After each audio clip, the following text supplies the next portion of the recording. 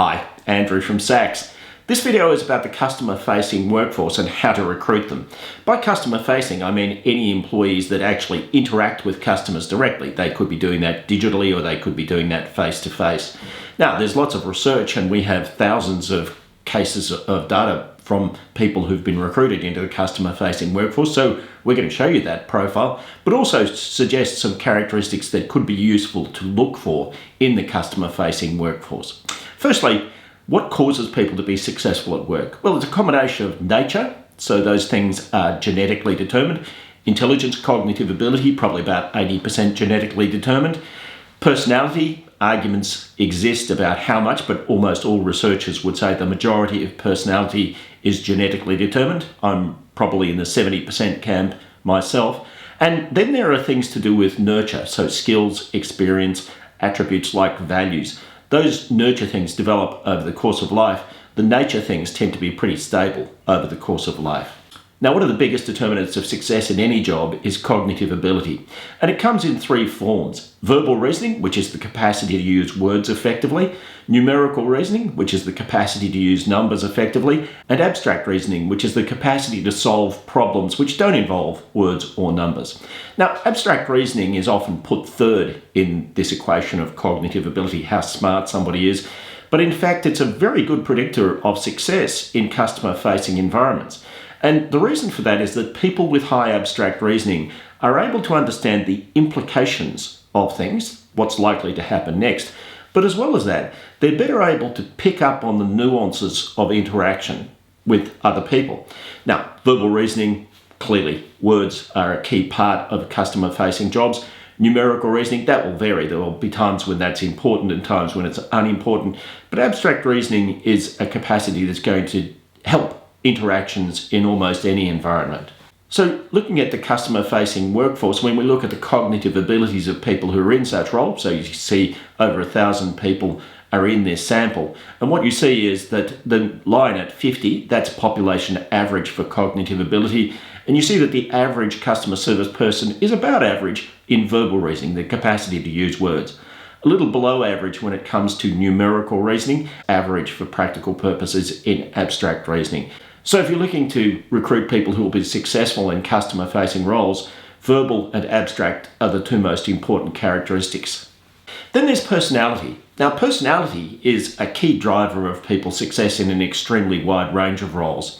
And you see that this is the hexaco model of personality as expressed through a thing called the SACS Work Personality Assessment. The SACS Work Personality Assessment is built along the hexaco model, but in fact it's a work personality assessment because all of the questions talk about colleagues and your work and those kinds of things. So it's better at relating to work-related matters.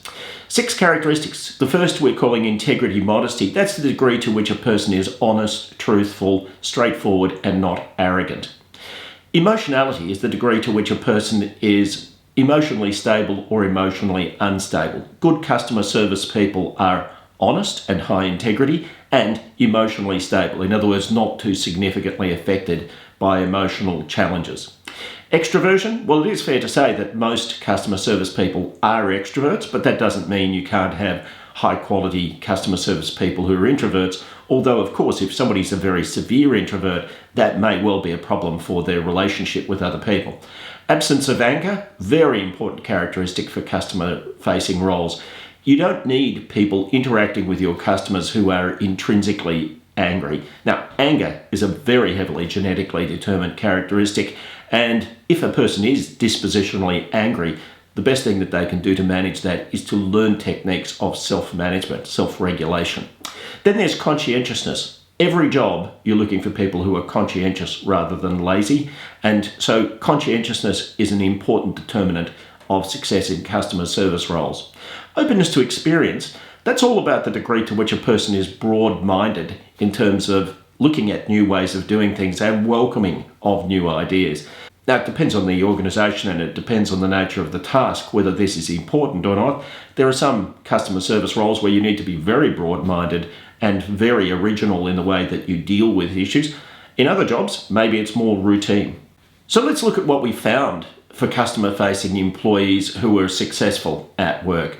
And the first thing you see here this characteristic of integrity, modesty, what you see is that the scores are pretty much all above population average, particularly rule favouring, which gives an indication that people who are able to follow the rules of the organisation are more likely to succeed in customer service roles.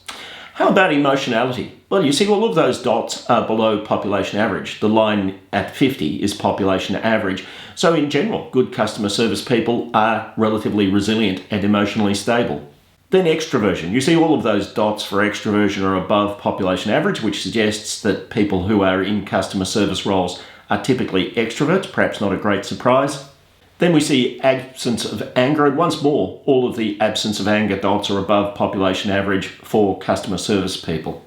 And conscientiousness, your average customer service person tends to be a conscientious person and reasonably broad-minded to finish off.